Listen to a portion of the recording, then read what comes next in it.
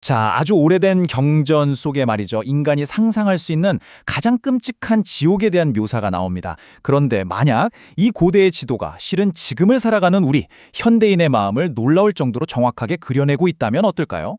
이 모든 이야기의 시작은요, 사실 아주 근원적인 질문 하나에서부터였어요. 바로 붓다의 어머니, 마야 부인이 던진 질문입니다. 우리가 하는 행동들, 그 결과는 대체 무엇으로 돌아옵니까? 이건 사실 우리 모두가 마음속 깊이 품고 있는 질문이기도 하죠. 자, 여기서부터가 진짜 흥미로워지는 부분입니다. 만약 그 최악의 지옥이라는 게 우리가 죽어서 가는 어떤 장소가 아니라 바로 지금 이 순간 우리가 느끼는 불안과 고통 같은 마음의 상태를 묘사한 것이라면요? 이게 바로 오늘 우리가 함께 풀어볼 미스터리입니다. 경전에서는 이 상태를 아비지, 우리에게는 무간지옥이라는 이름으로 더 익숙하죠. 무간이라는 말 그대로 사이 간자에 없을 무자를 써서 틈이 없다는 뜻이에요.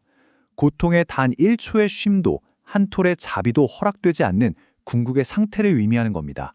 이 끔찍한 지옥이 그냥 만들어진 게 아니고요. 아주 정교한 5가지 끊어짐 없는 원칙으로 설계되어 있다고 해요.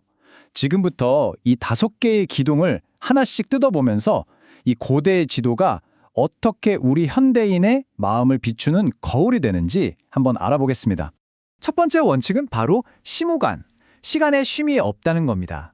경전에서는 수업겁이라는 어마어마한 시간 동안 밤이고 낮이고 고통이 절대 멈추지 않는다고 묘사되거든요. 근데 한번 생각해 보세요. 아침에 눈 뜨자마자 스마트폰 보고 잠들기 직전까지 온갖 알림과 뉴스와 걱정에 시달리는 우리 모습, 마음의 쉼표를 완전히 잃어버린 상태, 이게 바로 현대판 시무간 아닐까요? 두 번째는 공무간입니다. 공간에 빈틈이 없다는 뜻이죠. 경전에는 죄인 한 사람의 몸이 그 거대한 지옥을 가득 채운다는 아주 기이한 묘사가 나와요. 이게 상징하는 게 정말 기가 막힙니다. 바로 나 하는 이 에고가 끝도 없이 커져버린 상태를 말하는 거예요. 내 생각, 내 문제, 내 감정으로 마음이 너무 꽉 차서 다른 사람의 아픔이나 다른 관점이 비집고 들어올 틈이 아예 없는 상태. 그게 바로 세상에서 가장 좁고 외로운 감옥이겠죠. 세 번째는 수무간, 고통받는 것 자체에 쉼이 없다는 겁니다. 경전에서는 끓는 가마솥, 쇠로 된 뱀, 이런 고통이 쉴 틈 없이 이어진다고 하는데 이게 놀라울 정도로 현대 심리학에서 말하는 부정적 습관의 악순환하고 똑 닮아 있습니다. 우리가 무의식적으로 계속 반복하는 분노나 자책, 비난 같은 것들 말이에요. 자, 이 굴레가 어떻게 돌아가는지 한번 볼까요? 먼저, 또 실수했네 라는 부정적인 생각이 들죠? 그럼 수치심이나 좌절감 같은 부정적인 감정이 따라오고요. 이 감정 때문에 우리는 버럭 화를 내거나 아예 회피해버리는 부정적인 행동을 합니다. 그 결과는 어떨까요? 관계는 망가지고 자신감은 더 떨어지죠. 그러고는 마지막에 이렇게 생각합니다. 거봐, 난 역시 안 돼. 그러면서 맨 처음에 부정적인 생각을 더 단단하게 만들어버리는 거죠. 이게 바로 스스로를 가두는 지옥의 형벌입니다. 네 번째는 취거무관인데요. 이건 결과에 예외가 없다는 뜻입니다. 지옥에 떨어지는 데에는 남자든 여자든 지위가 높든 낮든 아무런 차별이 없다는 거예요. 이건 마치 우주의 물리법칙 같은 거예요. 우리가 하는 모든 생각과 행동이라는 입력값이 반드시 그에 상응하는 삶의 출력값을 만들어낸다는 거죠. 일종의 도덕적 알고리즘이라고 할 수 있겠네요. 그리고 마지막 5번째가 정말 소름이 돋습니다. 바로 명무간, 생명이 끝나지 않는다는 거죠. 하루에 10,000번을 죽고 죽는 즉시 다시 살아나서 똑같은 고통을 또 겪는다는 거예요. 죽음조차 탈출구가 될 수 없는 이 끔찍한 상태. 이건 마치 해결되지 않은 트라우마나 깊은 죄책감이 우리 의식 속에서 우리가 제발 멈추고 싶어도 멈추지 않고 끝없이 반복 재생되는 모습을 완벽하게 보여주는 것 같아요. 자, 이렇게 무시무시한 지옥의 구조를 다 살펴봤습니다. 이제 절망만 남은 것 같죠? 그런데 바로 이 지점에서 경전은 우리에게 엄청난 반전을 선사합니다. 바로 이 한마디, 마음법 유심조. 세상의 모든 것은 오직 마음이 지어낸다는 뜻입니다.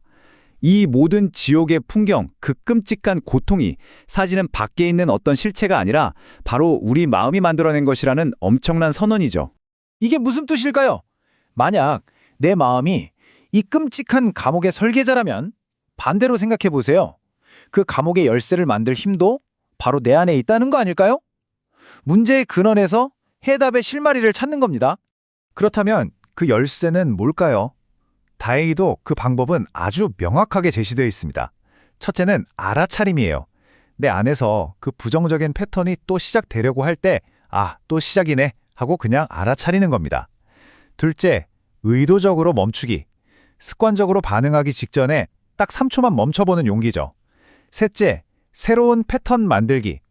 비난하고 싶을 때 공감을, 자책하고 싶을 때 자비를 의식적으로 선택하는 훈련입니다.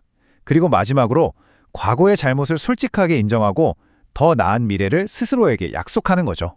결국 이 모든 무시무시한 지옥의 이야기는요, 우리를 겁주거나 벌주려고 만든 게 아니었던 겁니다. 오히려 그 정반대였죠. 제발 이 길로 오지 마세요. 하지만 만약 이미 와 있다면 제가 손을 잡아드릴게요. 라고 외치는 아주 간절한 경고등이자 따뜻한 안내판이었던 셈입니다. 그리고 이 지옥의 모습을 생생하게 설명해준 장본인, 바로 지장보살의 맹세를 들어보면 모든 게 분명해집니다. 지옥에 단 한 명의 중생이라도 고통받고 있다면 저는 결코 부처가 되지 않겠습니다. 이 지옥도를 그린 진짜 이유는 심판이 아니라 단 한 사람도 빠짐없이 구원하겠다는 궁극의 자비심이었던 겁니다. 자, 이제 마지막 질문입니다. 이 질문은 꼭 스스로에게 한번 던져보셨으면 좋겠어요. 오늘 하루 당신의 마음속에서 무간, 즉 끊임없이 흘렀던 것은 무엇이었나요? 멈추지 않는 불안의 흐름이었나요? 아니면 다른 존재를 향한 자비의 흐름이었나요?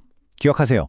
그 흐름의 방향을 바꿀 수 있는 열쇠는 바로 당신의 손에 쥐어져 있습니다.